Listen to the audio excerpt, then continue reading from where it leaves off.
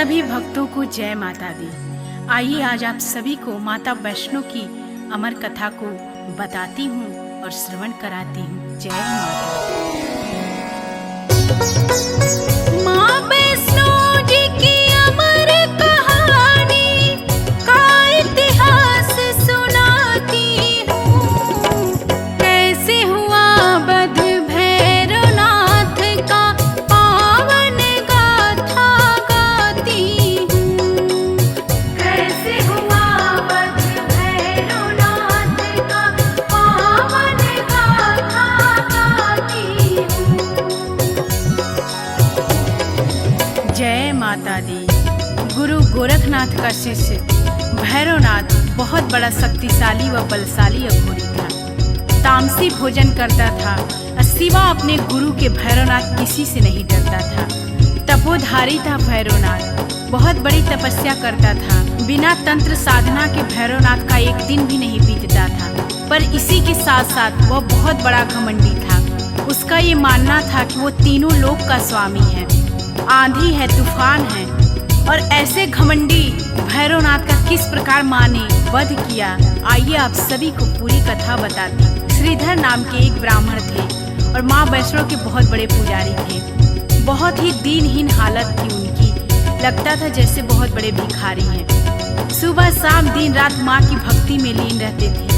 एक दिन श्रीधर कहीं जा रहे थे, अचानक से उनके साथ एक बहुत बड़ी घटना घटी। आइए उस घटना के बारे में आप सभी को आगे की कथा में श्रवण कराती हूँ। जय माता दी।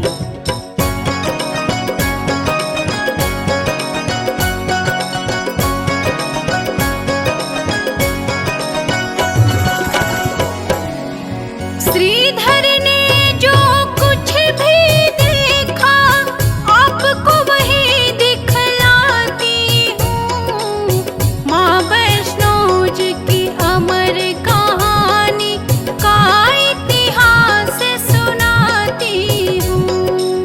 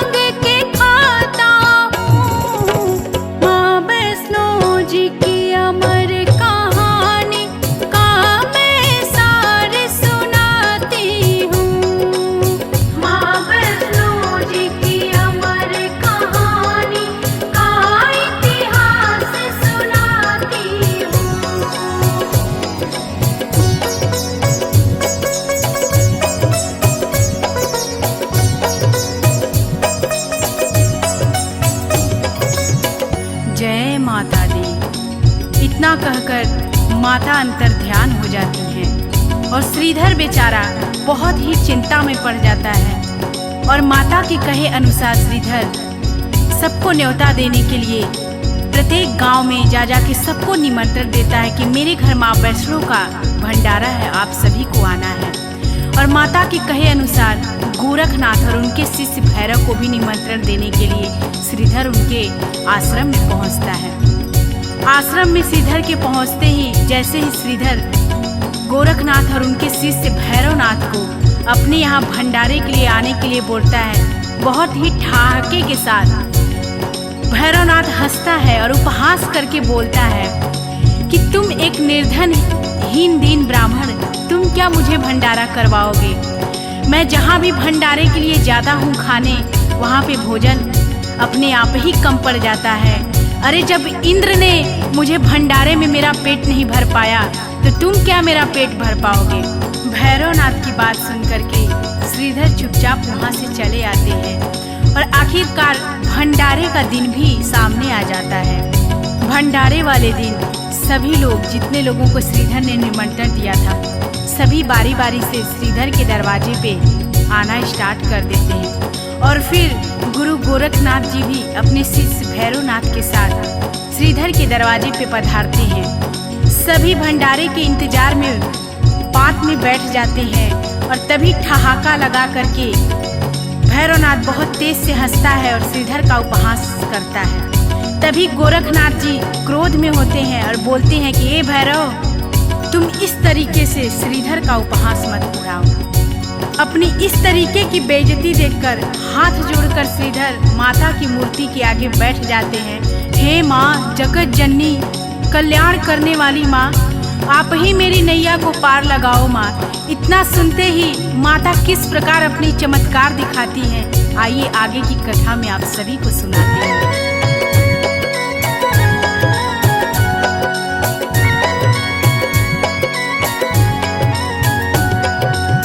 प्रकट हो गई कन्या रूप में, सुन के व्यथा जगत जननी, बोली हंस के माँ श्रीधर से, सूरत सही करो अपनी। कहा मैंने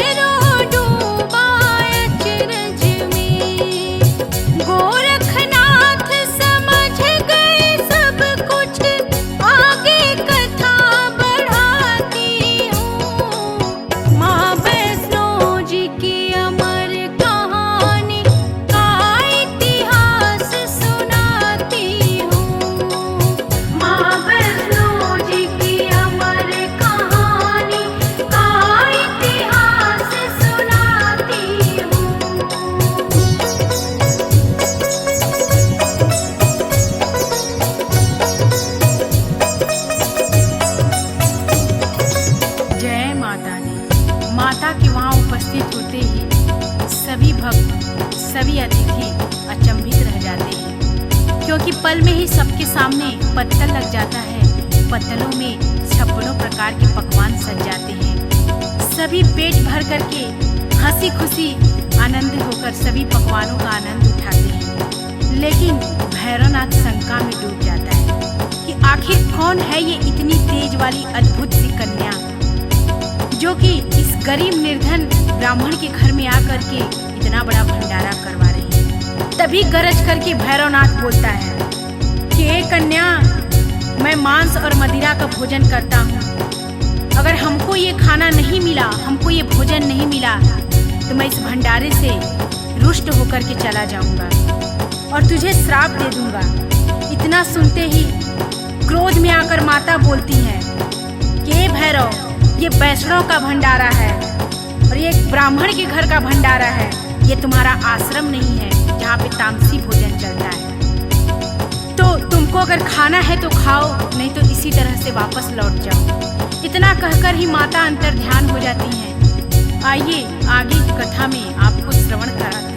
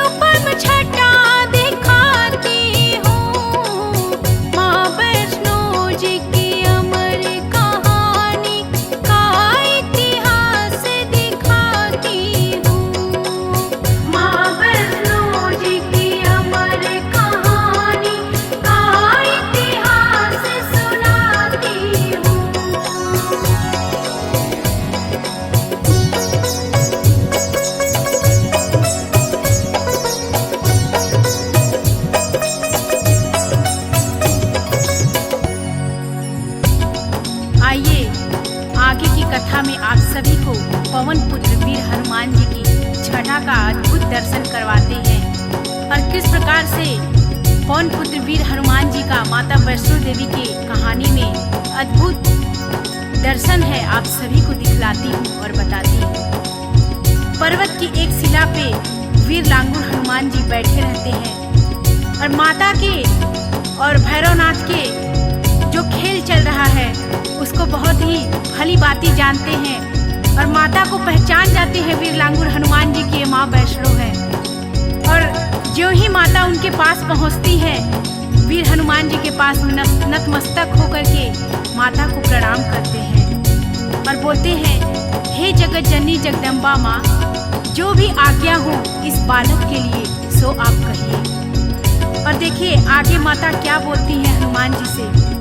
बोलती हैं, हे पवन पुत्र हनुमान सुनो, पीछे पीछे हमारे दुष्ट भैरवनाथ आ रहा है और मैं गुफा के अंदर प्रवेश करने जा रही हूँ, और जब तक मैं गुफा के बाहर ना आ जाऊँ तब तक तुम इस गुफा के द्वार की रखवाली करते रहना। इतना कह कर के माता गुफा के अंदर चली जाती है और पीछे पीछे पवन वेग से भैरवनाथ भी वहीं पे आ जाता है और गुफा के आगे पवन पुत्र का पहरा लगा रहता है। जैसे ही पवन पुत्र को भैरवनाथ देखता है बहुत ही क्रोध से बोलता है, ए बंदर हट तू, यहाँ से मुझे अंदर जाना है। हनुमान जी भैरव से बोले, कौन है तू दुष्ट, क्यों यहाँ आया है?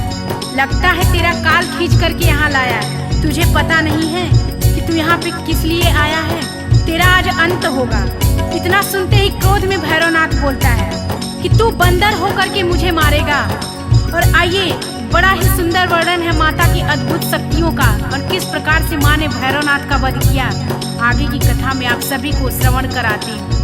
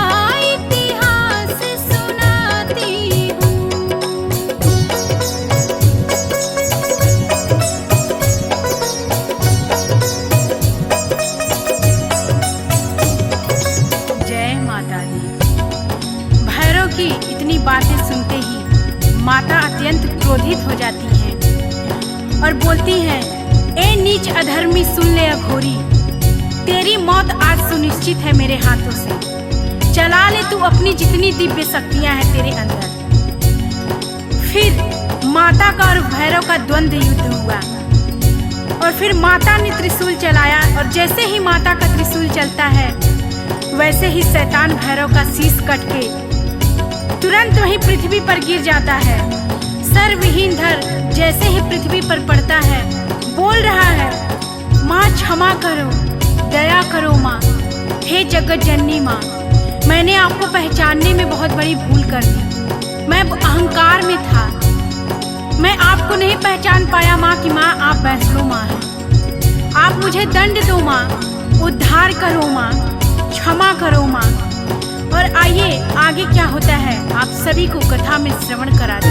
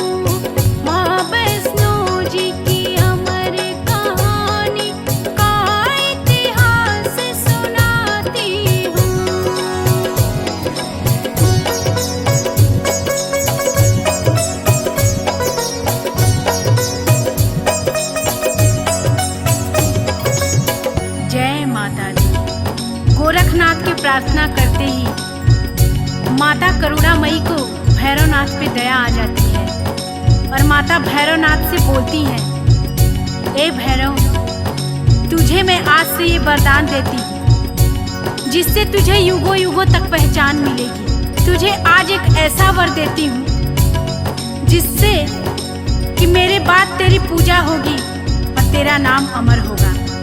और माँ ऐसा वरदान देती है कि अगर मेरे दर्शन करने के बाद जो तुम्हारा दर्शन नहीं करेगा उसकी यात्रा और उसका दर्शन अधूरा रह जाएगा। मेरा दर्शन करे या ना करे पर तेरा दर्शन जरूरी है।